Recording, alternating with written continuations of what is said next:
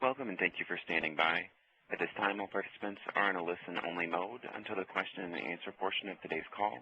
At that time, if you would like to ask a question from the phone, please press star 1. Today's conference is being recorded. If you have any objections, you may disconnect at this time. I would now like to turn the call over to Jackie King. You may begin. Thank you, and welcome everyone. Thank you so much for joining us this afternoon at this Smarter Balanced webinar on our achievement level descriptors and college content readiness policy. I'm Jackie King, and I'm joined by my colleague, Dr. Carla Egan. You can see our smiling faces there. We also have another colleague who's joining us, Gretchen Schultz. Gretchen likes to be a woman of mystery, so she doesn't have a photo to show you today. I would just note for you, you may ask questions on the phone. You press star 1 to indicate to the operator that you're interested in asking a question. You're also welcome to use the question and answer box on the left-hand side of your screen. We'll be monitoring that box throughout the webinar, and we'll stop periodically so that we can address questions that you have written in. And with that, I would like to turn over the beginning of today's presentation to my colleague, Dr. Carla Egan. Thanks, Jackie. And welcome, everyone. We're very excited to have all of you here. What I want to do first is overview our plan for today. We will break the session up, and we will have a slide that says questions. And at that time, we'll stop and answer any questions you may have before continuing. What we plan to talk about today is first, we'll overview achievement level descriptors. Then we'll talk about the ALD Writing Workshop that we had in October. We'll talk about who attended and the ALD descriptors that were created. And we'll also talk about the definition of college content readiness. I'll share with you the draft achievement level descriptors, and Gretchen will walk you through how to read those. And finally, I'll talk about the feedback process. But first, we want to overview achievement level descriptors. And you will hear me call them ALDs for short as I walk through this webinar. Our first step, though, is to really define what are achievement level descriptors. What are ALDs? For some of you, you've been working with them for multiple years. You've seen them on score reports. Perhaps you've worked with them at standard settings. And for others, these will be a completely new concept. Achievement level descriptors are also known as performance level descriptors in some states. So achievement levels or performance levels, their purpose is to aggregate students into groups based on test performance. So the ones that you've probably heard of by this point in our testing history might be basic, proficient, and advanced, the typical achievement levels that we saw with the NCLB test. The achievement level descriptors, those define the types of knowledge, skills, and processes expected of or demonstrated by students in each level of achievement. So basically, we're using ALDs to describe what students can do or what they should be able to do. So we use ALDs to inform stakeholders of how to interpret student test scores in relationship to the content standards. More simply put, a parent can look at ALDs on the score report and use those to understand what it means to be proficient in their state, what it means their child demonstrated on the test. ALDs are typically used for standard setting or for score reporting. This has been what we've been doing for the past decade or so in terms of we use ALDs for score reporting, we use them for standard setting, but ALDs can become so much more, and this is the direction Smarter Balance has really taken a step towards the future in how they're looking at ALDs. What we know is that ALDs define the intended interpretations of test scores. In the past, like I said, they've really been used to inform standard setting or score interpretation. But in the future, they can also inform test development. If we can already say, we believe that a proficient student should be able to do X, Y, and Z, we can use that information as we write items and as we put tests together. We will also continue to use that information for standard setting and for score interpretation. So what Smarter Balanced has done is created a family of ALDs. There are 4 types of ALDs in this family, and they are all interconnected. There are policy ALDs, range ALDs, threshold ALDs, and reporting ALDs. The policy ALDs are broad statements that are generally utilized by high-level policymakers like your state superintendent. Now, these are ones that set the tone and rigor for the assessment and for the ALDs that follow them. So these are the ALDs that might say something like, a proficient student is able to work at grade level, or a proficient student is able to demonstrate world-class ability on the test. Those 2 different ALDs set a very different tone for what's expected on the assessment. The range ALDs that are derived from the policy ALDs are more specific in that they are really going to talk about content expectations, and they describe those expectations for the whole of student performance in an achievement level. So if you imagine the proficient achievement level, you know that you have students who have barely made it into proficient, they just squeaked in, and then you have students who are so clearly proficient, they're almost advanced. The range ALDs are describing the whole of that performance. They are specific to a grade and content area, and these are the range ALDs that we envision being used by item writers or test developers as we move into the future of testing. Threshold ALDs are derived directly from the range ALDs, and they describe the expectations for students at the entry point of an achievement level.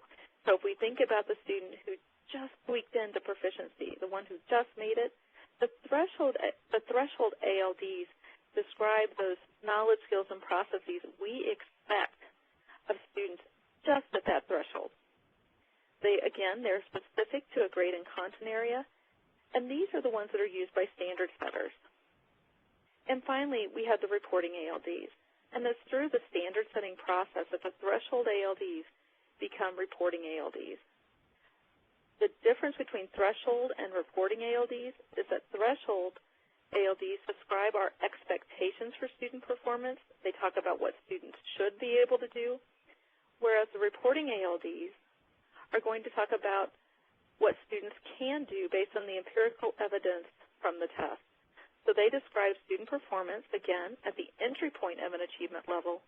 They're going to be specific to a grade and content area, and they're going to be used by stakeholders. They are not part of this contract. They will be developed following the standard setting that will happen in, I think, 2014. What this next slide shows you is how achievement level descriptors fit into the test development cycle. So it's showing you how this family of achievement level descriptors fits into test development. We start from the general policy ALDs and work our way to the specific reporting ALDs. So the policy ALDs are general to all grade content areas. They're setting the tone for test development. Those guide the range ALDs. The range ALDs are going to be used by item writers, by test developers as they're putting items together to form a test. And from there, we would develop the threshold ALDs, which are a specific point, that entry point into the range ALDs. The threshold ALDs guide the standard setting, and through that standard setting process, the reporting ALDs are derived, and they guide score reporting. They're used for score reporting so that stakeholders know how students performed. Those reporting ALDs, once we have the empirical evidence to write the reporting ALDs, they will feed back in to the range ALDs to clarify any places where clarification is needed or where our expectations need to be grounded in actual student performance. So for Smarter Balanced, as we develop these achievement level descriptors, we did them for 4 levels. SMARTer has 4 achievement levels.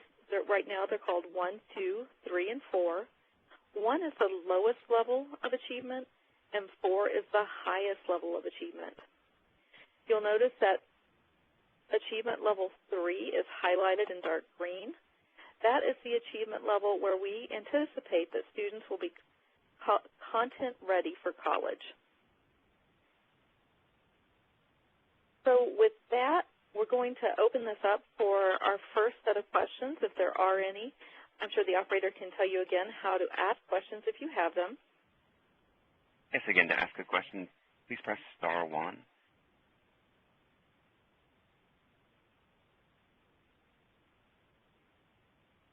You're also welcome at any time to type questions into the question and answer box on the left-hand side of your screen. Jackie is monitoring that so that we do know when questions come up. If there are no questions, we're going to move right along, and we're going to tell you about the ALD Writing Workshop. The ALD Writing Workshop was held in Las Vegas, Nevada from October 1st to 5th. We had 30 K-12 panelists. All governing states were represented at the ALD Writing Workshop.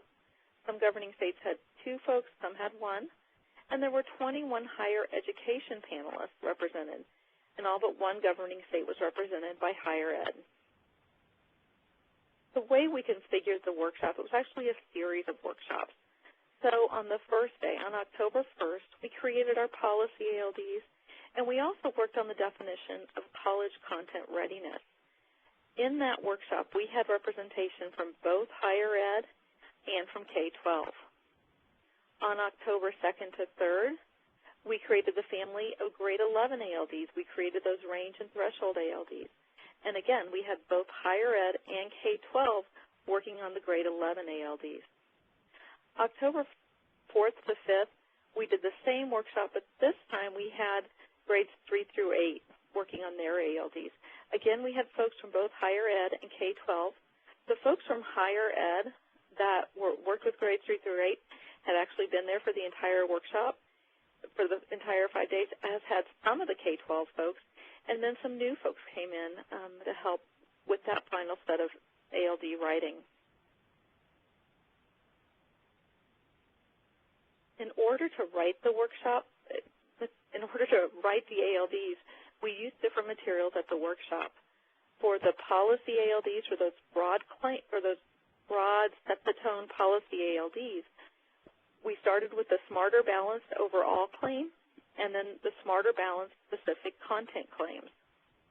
For the range ALDs, we used the Smarter Balanced Assessment Targets and the Common Core State Standards. So we actually created a special document for workshop panelists that had the Smarter Balanced Assessment Targets on the left-hand column and the Common Core State Standards on the right-hand column that this assessment targets covered.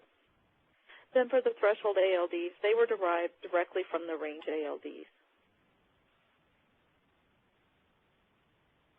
We did, throughout the workshop, ask for feedback from the panelists. We collected, our poor panelists were probably tired of answering surveys because we had them answer surveys throughout the process on their level of agreement or disagreement on different aspects of the workshop. By the end of the workshop, across the 3 sets of workshops, more than 80% of panelists agreed that the process would result in valid ALDs and that they supported the rigor of the ALDs. Now I'm going to turn this over to Jackie, and she's going to talk about college content readiness. Thank you, Carla.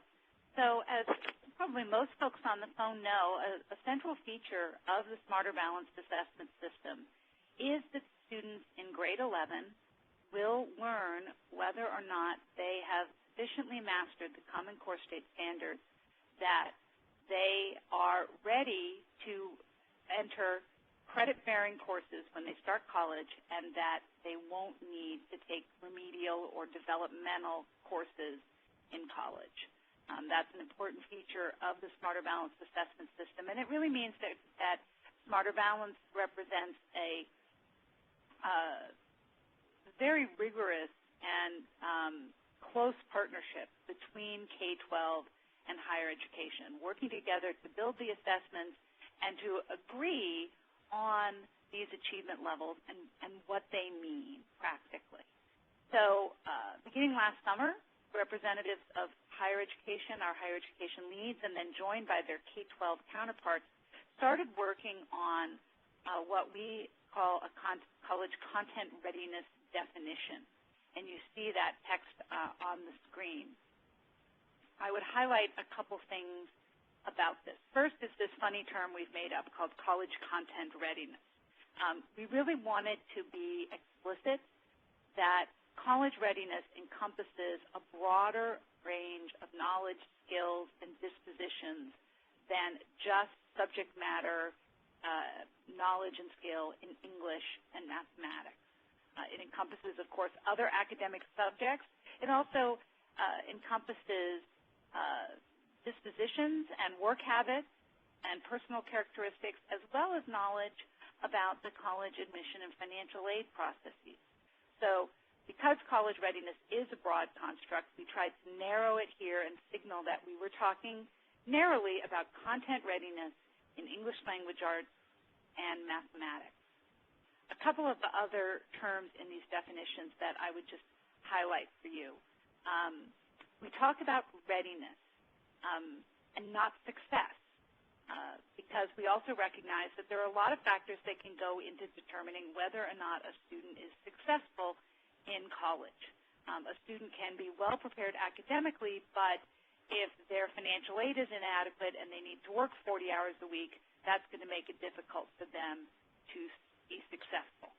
So we're talking about readiness here and not so much about success, although we certainly recognize that people will want to associate test scores from Smarter Balance with students' subsequent academic success in college. We felt that at this 11th grade level, what was most important was to signal students' readiness. So that's the term that was used.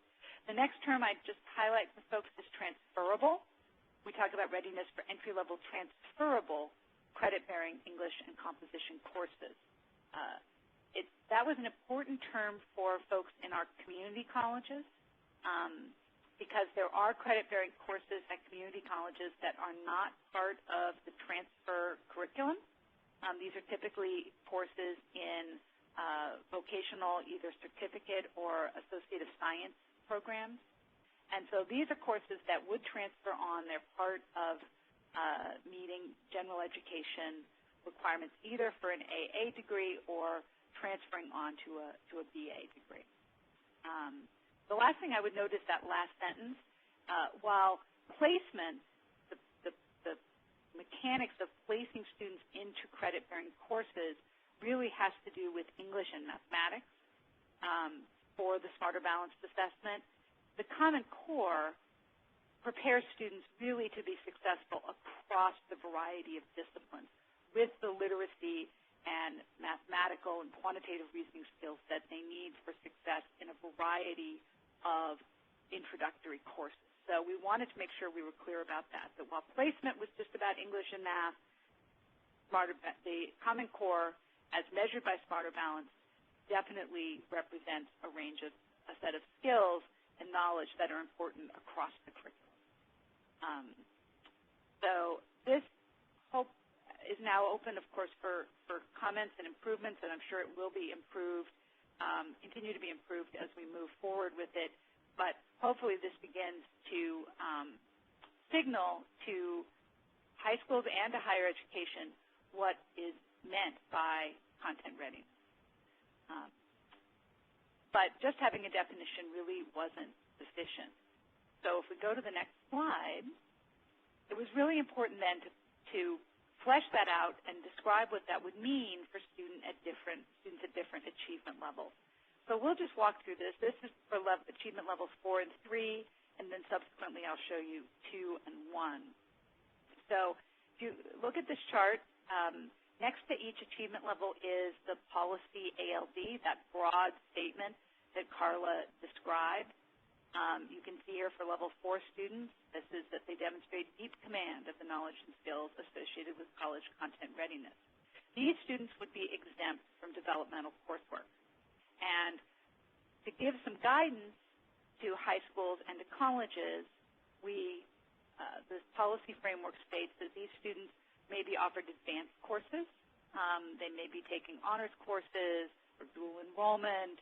Certainly many of these students might be taking AP or IB courses in their senior year.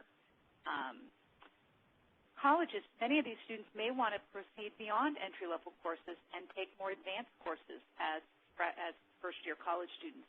If that's the case, colleges may want to evaluate additional data, such as their courses and grades in 12th grade, or placement test scores to determine the most appropriate course placement for those students. So we think that level 4 is going to be a relatively small group of students, especially in the early days of states implementing the Common Core. And these students should be very well placed to go on and be very successful in higher education. Level 3, these are students who, if we, for sake of argument, we haven't set words, but if we think of these as proficient students, the policy ALD talks about them having demonstrated sufficient command. And these students are exempt from developmental coursework contingent on evidence of continued learning in grade 12. That was important because these are grade 11 students. We don't want to suggest that either that they have nothing more to learn in high school, or that if they pass the Smarter Balanced exam at level 3, that they should take the 12th grade off. You know, go to the beach, kid, kick back because you're done. Very similar to what higher ed does when it admits students and says you're admitted, but we're also going to review your second semester 12th grade transcript. We don't want to suggest to students that they take the 12th grade off. So it's real important for these students that that they understand that they need to demonstrate continued learning in grade 12. And what the K-12 and higher education people who put this framework together envision is that within each state, higher ed and K-12 would work together to determine what that appropriate evidence would be so that teachers and students and everyone involved would know what the expectations were and what they needed to do in 12th grade. Just like with the level 4 students, if these students wanted to move beyond entry-level courses, or perhaps they needed to be evaluated to determine which among a variety of entry-level courses was most appropriate for them, colleges would evaluate additional data, such as their courses and grades or placement test scores. The students would know, however, that as long as they met that 12th grade learning requirement, they are exempt from developmental coursework. Any additional evaluation would be to determine which credit-bearing course is most appropriate for that student. They would know that they're ready to start credit-bearing coursework and they don't need remediation. So if we move on to the next slide. So the level 2 student, and we do anticipate that in the early days, this is going to be a very large group of students. We may see upwards of 40% or so of students in level 2. So these students demonstrate partial command, but they're not yet at that proficient level. So these students are going to need some support to meet the college content readiness standards. And many states in the Smarter Balanced Consortium are already working on transition courses for these students. These would be courses often co-designed by K-12 and higher education faculty that would help address deficiencies students might have so they could reach the college-ready standard by the end of 12th grade.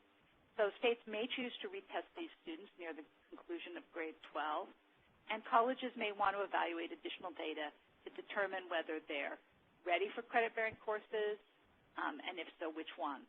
Or if they're not quite ready yet, what their developmental needs are so that they can be placed appropriately.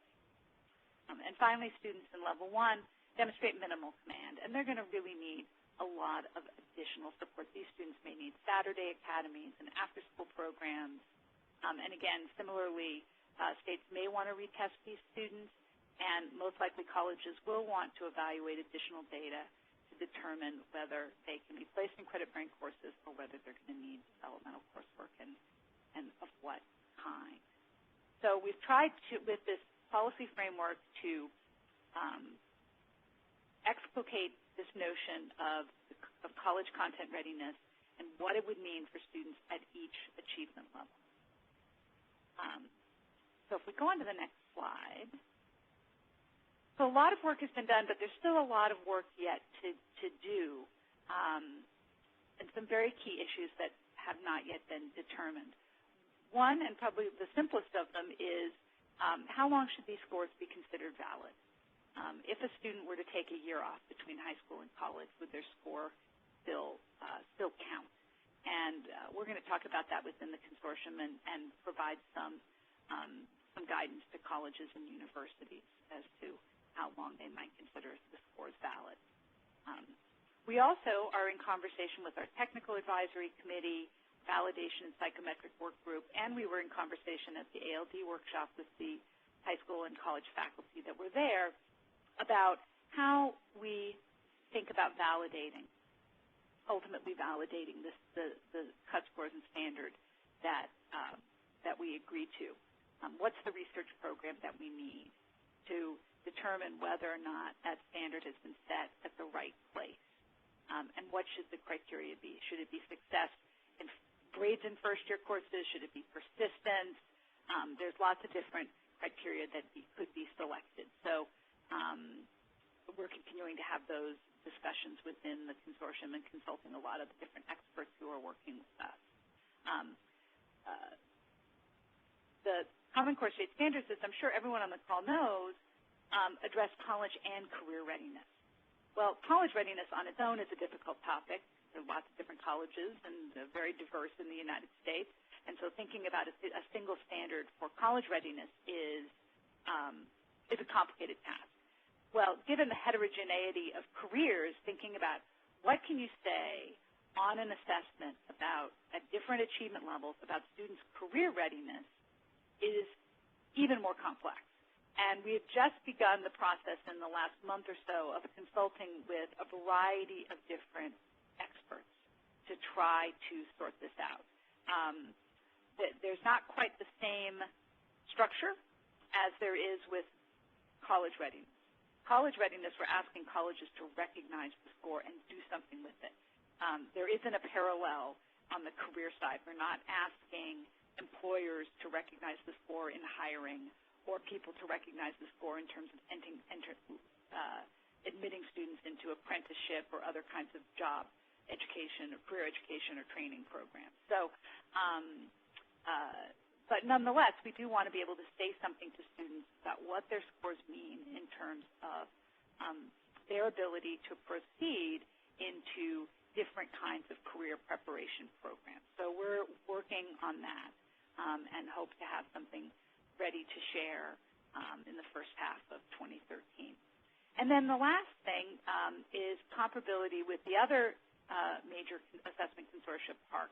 We know students that are going to graduate from high school in PARC states, go to college in Smarter Balance states, and vice versa. And so it's important that folks are able to compare scores on the PARC assessment and the Smarter Balance assessment and understand what those scores mean in each consortium. So we're working with our colleagues in PARC to think about this and identify all the various issues that we may need to work through. But our commitment is that at that college-ready level and at the similar level for the earlier grades, it will be possible to compare scores between the two assessment consortia. So we're working on that as well. So this has been an important milestone, but by no means is the work done. There's still plenty more to do.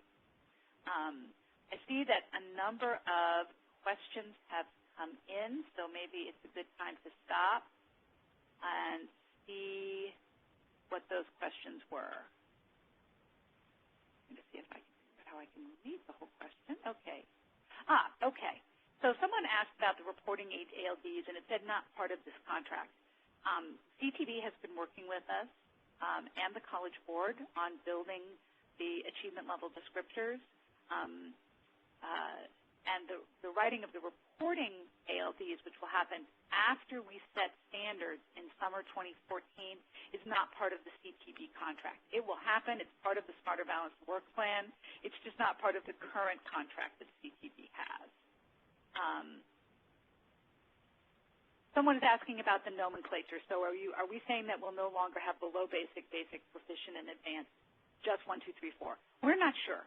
As part of the reporting, we want to think about what the right words are to describe the achievement levels, or whether words are the right thing to do, whether it should just be 1, 2, 3, 4. So that will really come in. The naming of those achievement levels will come in when we get to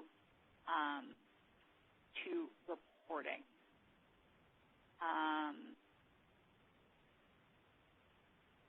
It said that all states were represented. We should clarify that at our ALD workshop, all Smarter Balanced governing states were represented. So all states that are actively participating in the Smarter Balanced assessment and intend to use it beginning in 2014-15.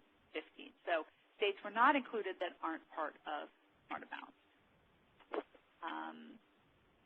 Someone's asking about the PowerPoint. We will make a recording of this webinar available on the Smarter Balanced website. There usually takes us a couple days to post that, but if you come back to our to smarterbalance.org later on in the week, you should be able to find it there.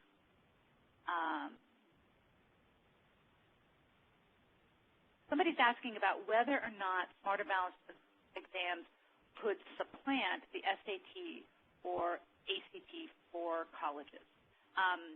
That's certainly not the purpose for which we are designing the assessment. We are not building this to be an admission assessment.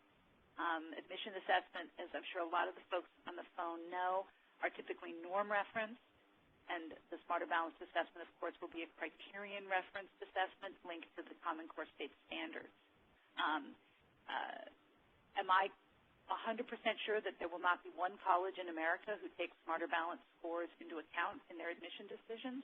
No, I can't guarantee that. But certainly it is not the purpose for which the assessments are being built.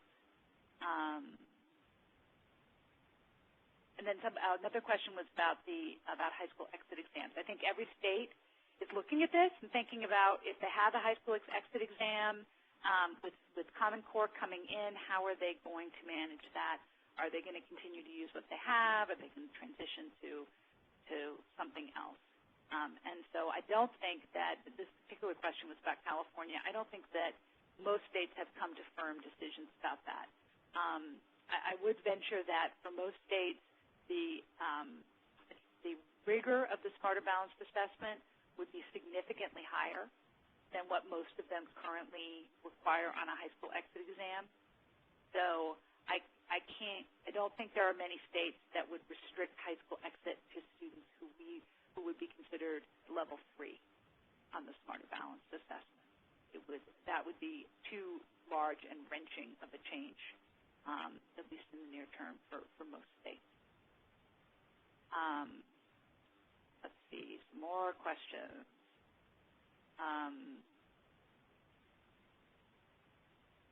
Someone asked about retesting and would they retest using the same grade 11 assessment.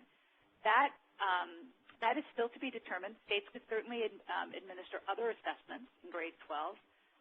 We have some states that have expressed interest in retesting using some version of the Smarter Balanced assessment, either a version of the full 11th grade summative, which would include computer adaptive portion and a performance task, or perhaps we are building an interim item bank that will be more flexible and that would allow states to build tests around particular sets of standards. And so some states may be more interested in using that, the interim assessment option because it's a bit more flexible. And for some of those, they want to use those to develop. Another person asked about end-of-course exams. Some states are interested in using the interim assessment item bank to develop end-of-course exams. And what's appealing about the interim assessment is that it can generate assessments based on particular standards. So you can tailor the assessment to a particular course curriculum. Let's see, somebody asked, what is PARC? PARC is the acronym for the Other Major Assessment Consortium, the Partnership for the Assessment of Readiness for College and Careers. Smarter Balance encompasses about 25 states, 21 of which are governing states, meaning they've committed to use the Smarter Balance exam. And, oh my gosh, PARC is probably also around maybe a little less than 20, somewhere around 20 states as well. So between the two assessment consortia, they cover virtually all of the states that have adopted the Common Core State Standards.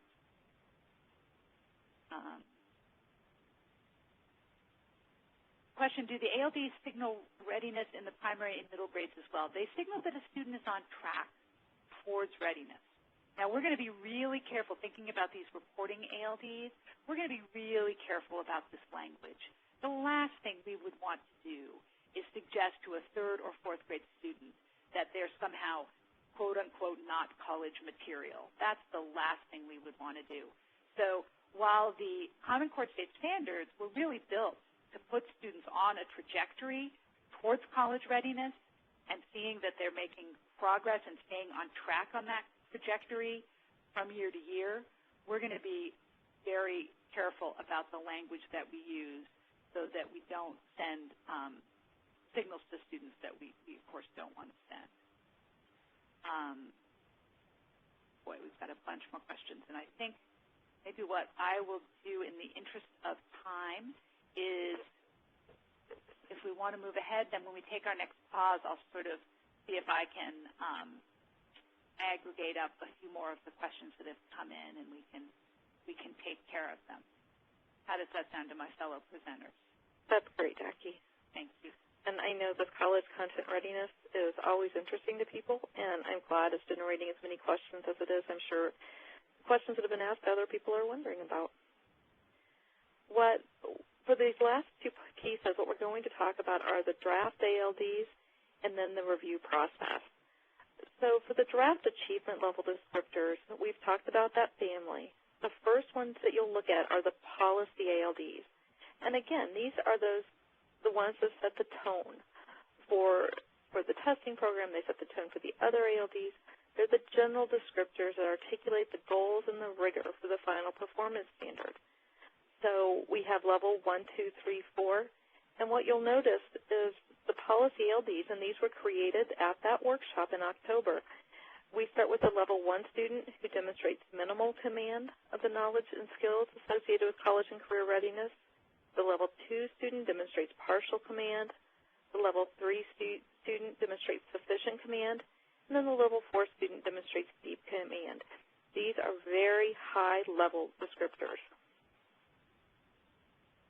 These lead in to those range ALDs.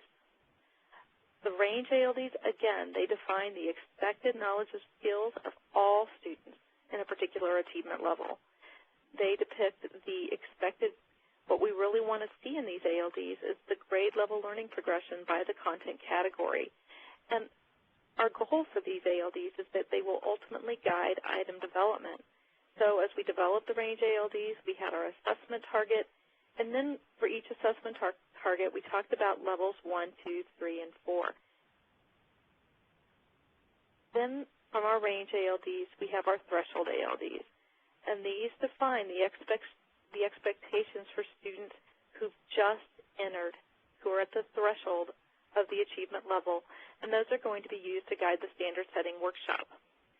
What I'm going to do now is have Gretchen guide you through how to read the ALD document itself. This is the version that you are able to print out, that you will look at, that we're going to ask you, that we are asking you to review through the survey process. So, Gretchen, I'm going to turn this over to you now. All right. Well, thank you, Carla. So up to this point, you've been provided with the definitions and explanations of the different levels of the ALDs. So I am going to point you to where you'll find them in the ALD documents for review. So you see on your screen one of the ALD documents, specifically that which was developed for Grade 3 English Language Arts. In the first row for each claim, you will find the overall policy ALDs. So these are the same for all grades and both content areas. In the second row for each claim are the content ALDs. The row starts on the left with the Smarter Balanced content claim and is followed by a descriptor of what that claim looks like at each of the 4 achievement levels. These descriptors reflect the content focus of the claim, and they show growth in proficiency from one level to the next. For each claim, this second row of descriptors will be similar in degree of proficiency, but will vary in content focus. In the rows that follow are the range ALDs written for each claim's target. A target is essentially a synthesis of one or more of the Common Core state standards. For the range ALDs, the descriptors reflect the content of each target, and they show growth in proficiency from one level to the next relative to the target. In this ELA document, there is one row of range ALDs for each target. In the math ALDs, you will find that for claims 2 through 4, the descriptors have been written as aggregates for all targets. In other words, claim 3 targets A through G will have one all-encompassing range ALD at each level and not one for each target. Most likely it will be on these rows of range ALDs that you will primarily focus as you review the ALD documents. So Carla, if you could scroll down now to the threshold ALDs. And as she scrolls, you can see that there are 7 targets and 7 rows of range ALDs for the literary text content category of Claim 1. Okay. When she lands, I'll talk about, all right, so there we go. The label we used as we prepared these documents was, as you see here, expectations for students at the cut scores. These are now called the threshold ALDs. This row shows the threshold ALDs for the targets that preceded. Except for a few math targets, there are threshold descriptors for levels 2 through 4. As has been explained, these ALDs describe the entry point for each achievement level, and typically there will be one or more bullet points related to each of the preceding targets. So Carla, if you could continue to scroll through this document, our audience can see that the ALD documents continue in this format. Here next are the range ALDs for informational text, which are also part of Claim 1, followed by the threshold ALDs for those 7 targets. Okay, and there they are. Each subsequent claim starts on a new page. In this ELA document, you will see next Claim 2, and again, row 1 shows the overall policy ALDs. Wait till that, there it goes. Row 2 shows Claim 2 and the content ALDs for this claim. Rows 3 and those that follow show the range ALDs for each of the Claim 2 targets. And Claim 2 ends with the threshold ALDs.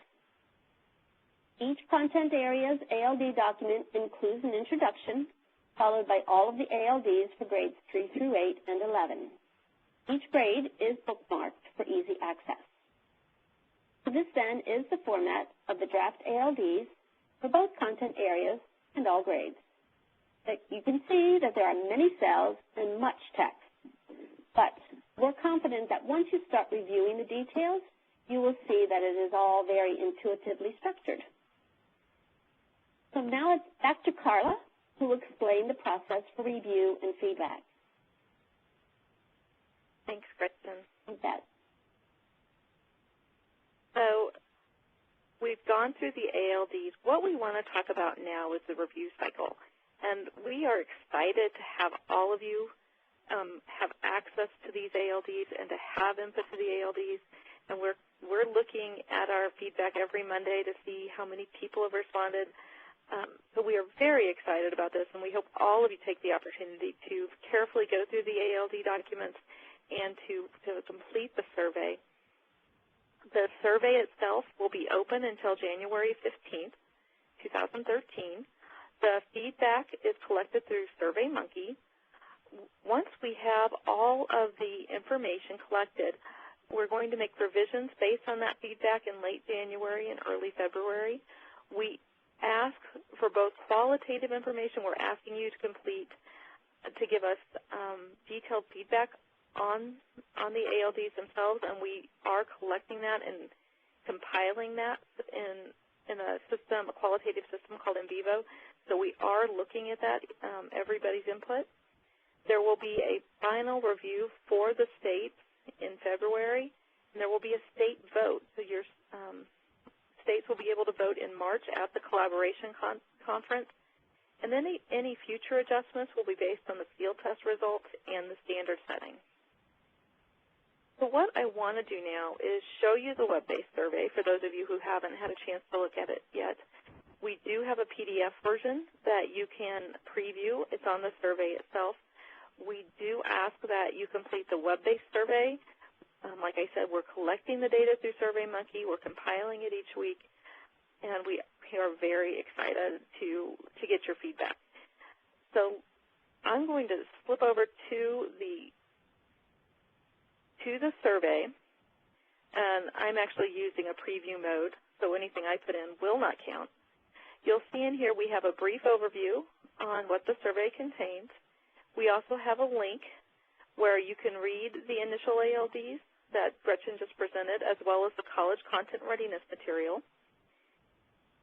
And then we talk to you about completing the survey itself, and if that preview PDF, we also have a link for it. I know that sometimes questions arise. We have contacts in case you do have questions about the survey.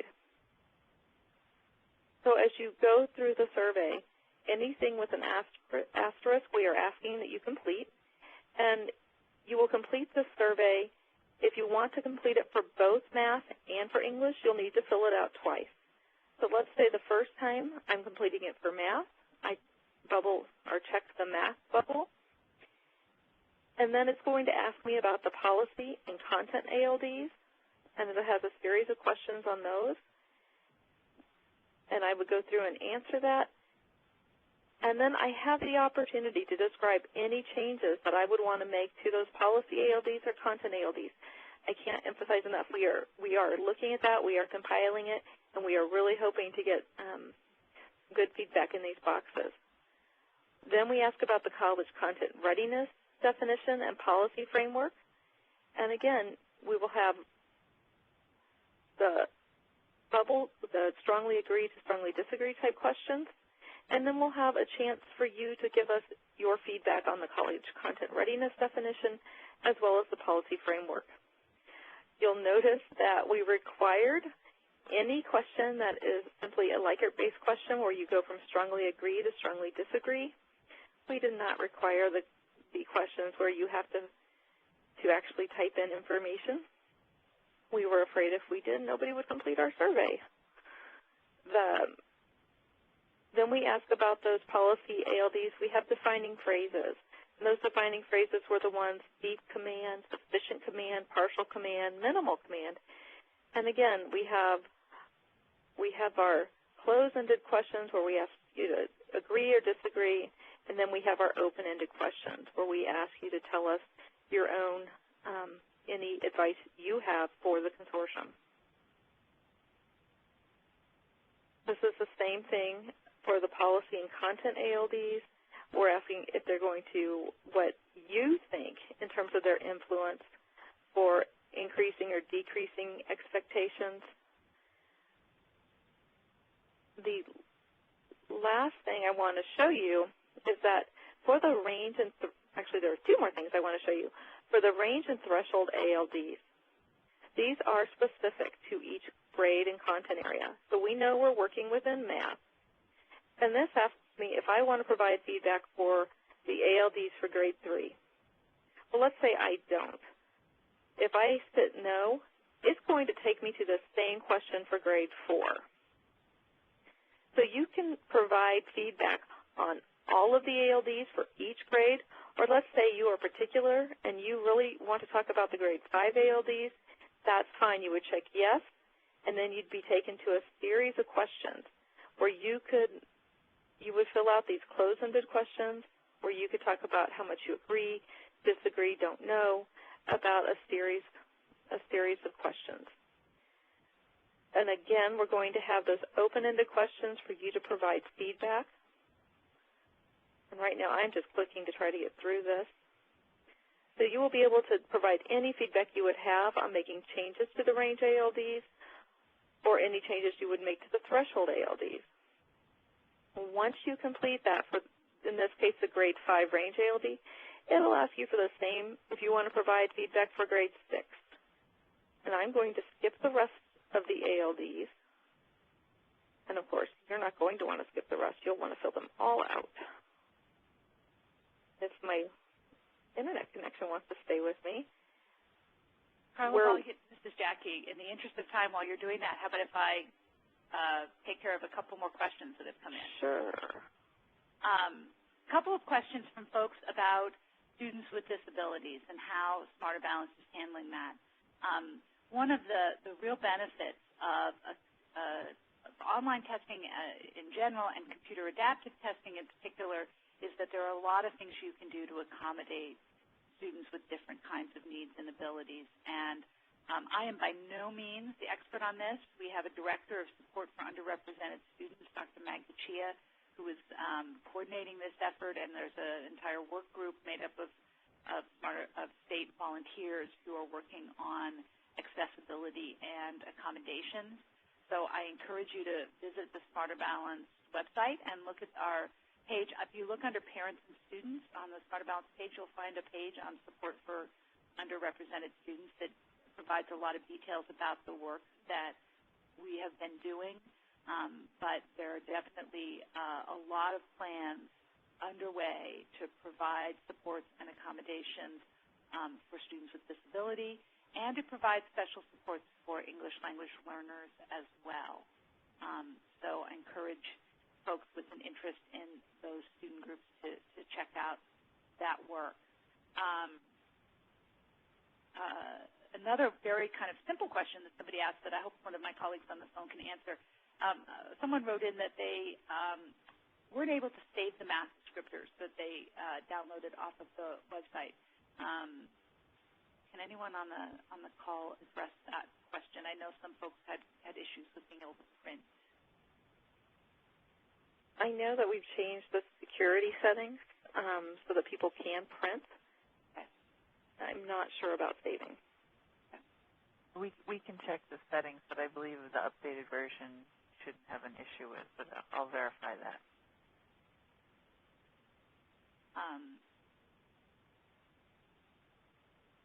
All right.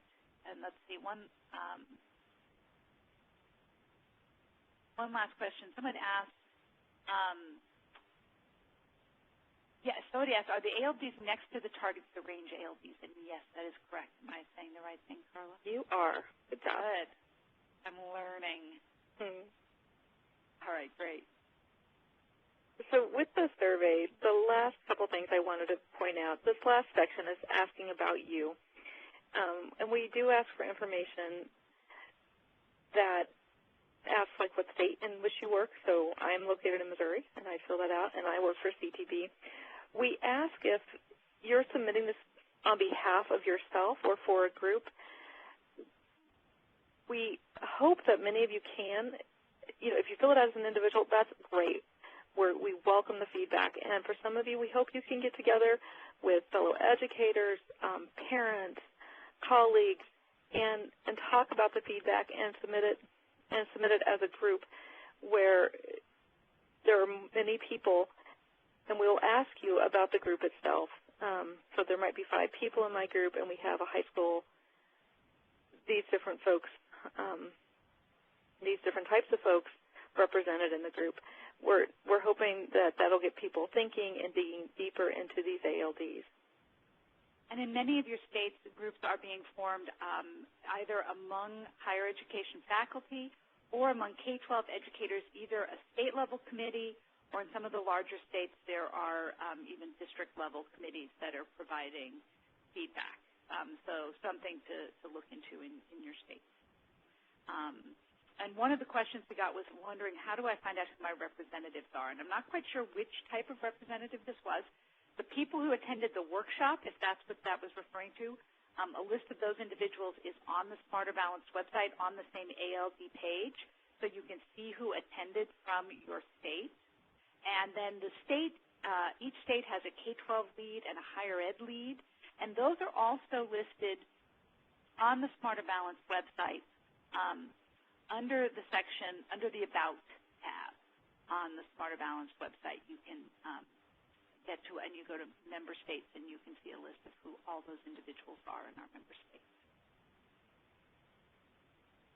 So to jump back to the survey, the last thing I wanted to point out is we do ask for information that we'll get down. In some cases, in one case I know we ask for your name.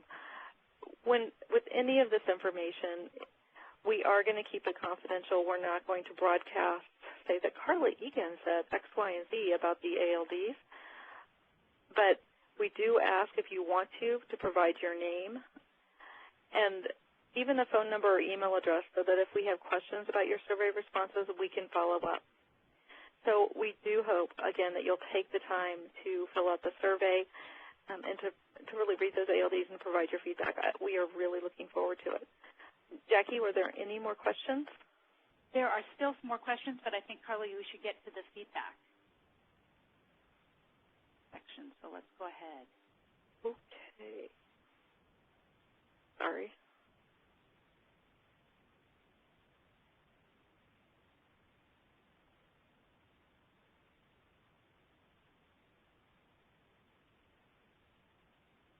Okay. So we're good. All right, so let's see about any additional questions. One person asked when we can expect the ALDs to be finalized. We are moving towards a vote of our member states. Any major work product like this for Smarter Balanced has to be approved by our member states, and we're moving towards that happening in mid-March. These will still be initial ALDs at that time, even if once they're voted on by our states, because, as Carla explained, they really need to be checked against the actual student data that will be collected in our field tests. So we expect there will be some tweaking that needs to happen with the ALDs once the data is collected. So they will be voted on in March, we hope, if all goes well, but then they'll be subject to further revisions once the field test has occurred. So we are at our time limit, but I see plenty more questions. So we can stay on the line for a few more minutes and try to walk through any additional questions that folks have. But I also want to be respectful of the time of our folks who are on the line. We've really appreciated everyone's participation today. And so, Carla, any parting thoughts? Just thank you very much on behalf of CTB for your participation. We were thrilled with the turnout. And again, I encourage you to fill out the survey and read those ALDs. And so we'll wish you a happy holiday. If you have additional questions, Carla and I are going to, and Gretchen, we're going to stay on the line for a few minutes and see if we can answer any additional questions that folks have. But for everyone else, thank you so much and happy holidays. I should ask our operator, too, do we have folks with questions on the phone? There is a question from the phone. The question is from Doug Lupasiri. Your line is open. Yes, I was just asking, really this may be something that administrators may encounter in universities. I'm in math. I heard a comment about this advice that you're giving college that students who score at levels 3 and 4 would be deemed, I guess, ready for college courses. And I'm just wondering, for places that have placement tests, how does your recommendation, how are the recommendations you're making going to be reconciled with what we might get from placement tests?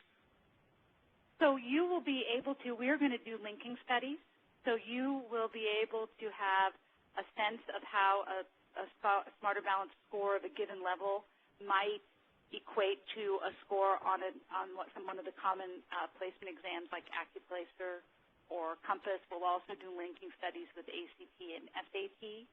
So you'll have a pretty good sense of where the Smarter Balance proficiency score compares to those scores. We don't use any of the ones that you have mentioned, but you have a homegrown assessment? No, we use ALEX. ALEX, okay, another one. So yes, ALEX is another one that we can most likely provide some linking data. So we're certainly going to look at the major nationally available placement exams. So you'll have a good sense, as well as SAT and ACT, of course. And then there was the issue of shelf life that you addressed, which is sort of interesting because in our placement exams we basically have a 12-month shelf life, and so I'm curious to see what you guys are going to decide. Yeah, I'm curious to see what we decide too. I would be kind of surprised if it went out much longer than that, given that students are taking the assessment at the end of the 11th grade. But we'll see it's really, Smarter Balance is a consortium of states, and it's really our member states who make the decisions.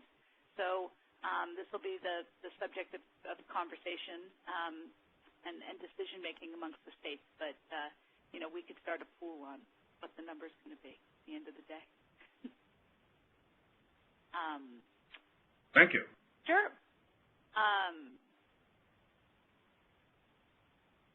So let's see. Somebody asked about the recording. I think it usually takes us a couple of days. I would check back probably around Thursday to the Smarter Balance website. By then, the recording should be up.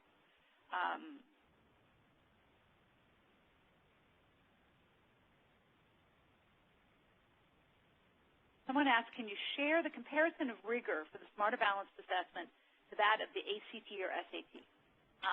Because we haven't set standards yet, we don't know the answers to that question. But as I mentioned to the caller, we are going to do linking studies so that you will be able to see roughly how Smarter Balance scores compare to scores on ACT or SAT.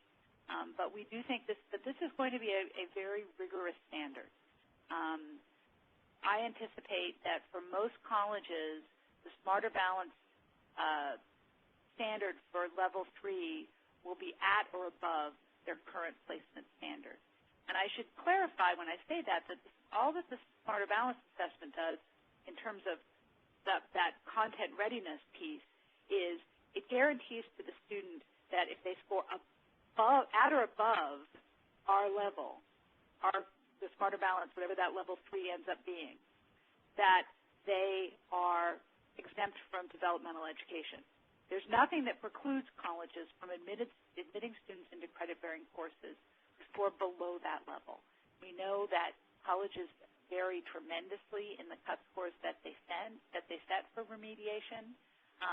We also recognize there's a growing movement to encourage placing students into credit-bearing courses and providing what are being called co-requisite supports so that the student gets the additional support they need while they're in the credit-bearing course and not through a prerequisite developmental course.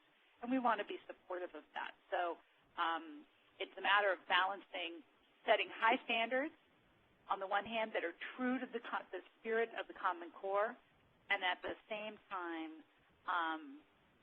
providing students with multiple chances to demonstrate their learning. Another reason that we thought it was important for students to be able to demonstrate their 12th grade learning through other means, so that Smarter Balanced Assessment isn't the only way they can show that they're ready for credit-bearing courses, because we know that students vary in their facility with taking exams, and we know that students can just be having a bad week, the week that they have to take the Smarter Balanced exam, and you wouldn't want that piece of information to supersede other pieces of information that reflect their effort, throughout the school year.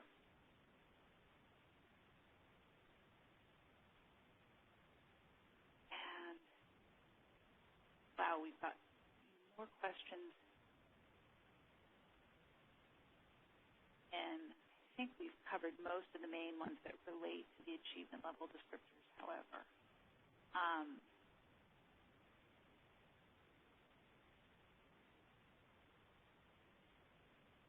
So with that, are there other questions? If anyone has a burning question that they really want to answer, if they can press *1 on their phone, then we'll know that through the operator. I don't want to take folks' time to answer questions that maybe aren't of interest or that we've already addressed.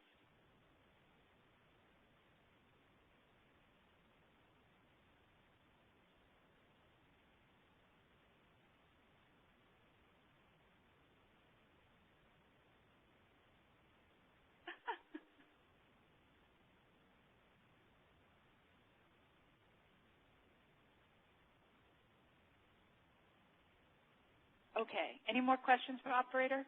I have no questions at this time. Okay.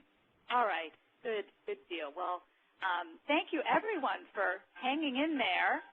And we really appreciate your time and your attention today. And with that, we'll thank you so much and wish you all a very, very happy holiday. Thanks, everyone.